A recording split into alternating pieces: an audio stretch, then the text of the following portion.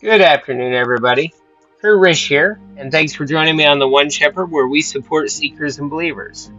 So today we are continuing with our New Testament reading of Matthew chapter 22. And Jesus answered and spoke to them again by parables and said, "The kingdom of heaven is like a certain king who arranged a marriage for his son, and sent out his servants to call those who were invited to the wedding, and they were not willing to come. Again he sent out other servants, saying, 'Tell those who are invited, see, I have prepared my dinner. My oxen and fatted cattle are killed, and all things are ready. Come to the wedding.' But they made light of it, and went their ways, one to his own farm, another to his business. And the rest seized his servants, treated them spitefully, and killed them. But when the king heard about it, he was furious, and he sent out his armies, destroyed those murderers, and burned up their city. Then he said to his servants, 'The wedding is ready, but those who were invited were not worthy.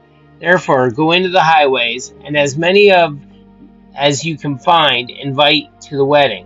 So those servants went out into the highways and gathered together all whom they found, both bad and good, and the wedding hall was filled with guests. But when the king came to see the guests, he saw a man there who did not have on wedding garment. So he said to him, 'Friend, how did you come in here without a wedding garment?' And he was speechless. Then the king said to the servants, 'Bind him hand and foot, take him away, and cast him into outer darkness. There will be weeping and gnashing of teeth, for many are called, and few are chosen.' Then the Pharisees went and plotted how they might entangle him in his talk, and they sent to him their disciples with the Herodians, saying, 'Teacher, we know that you are true and teach the way of God in truth, nor do you care about anyone, for you do not regard the person of men. Tell us therefore, what do you think? Is it lawful to pay taxes to Caesar or not?'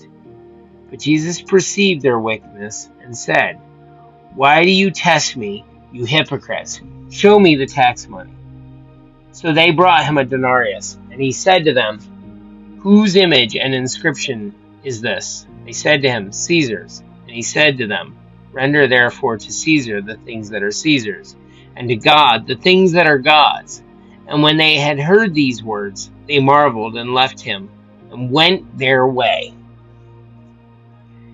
The same day the Sadducees, who say there is no resurrection, came to him and asked him, saying, 'Teacher, Moses said that if a man dies having no children, his brother shall marry his wife and raise up offspring for his brother. Now there were with us 7 brothers. The first died after he had married, and having no offspring left his wife to his brother. Likewise the second, and also the third, even to the 7th. Last of all the woman died also. Therefore in the resurrection, whose wife of the 7 will she be?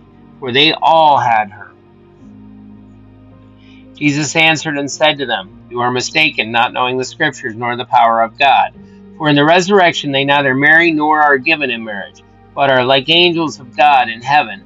But concerning the resurrection of the dead, have you not read what was spoken to you by God, saying, I am the God of Abraham, the God of Isaac, the God of Jacob? God is not the God of the dead, but of the living.' And when the multitudes heard this, they were astonished at his teachings. But when the Pharisees heard that he had silenced the Sadducees, they gathered together. Then one of them, a lawyer, asked him a question, testing him, and saying, 'Teacher, which is the greatest commandment in the law?' Jesus said to him, 'You shall love the Lord your God with all your heart, with all your soul, and with all your mind. This is the first and great commandment. And the second is like it. You shall love your neighbor as yourself. On these 2 commandments hang all the law and the prophets.' While the Pharisees were gathered together, Jesus asked them, saying, 'What do you think about Christ? Whose son is he?' They said to him, 'Son of David.' He said to them, 'How then does David in the Spirit in the Spirit call him Lord, saying, the Lord said to my Lord, sit at my right hand till I make your enemies your footstool.'"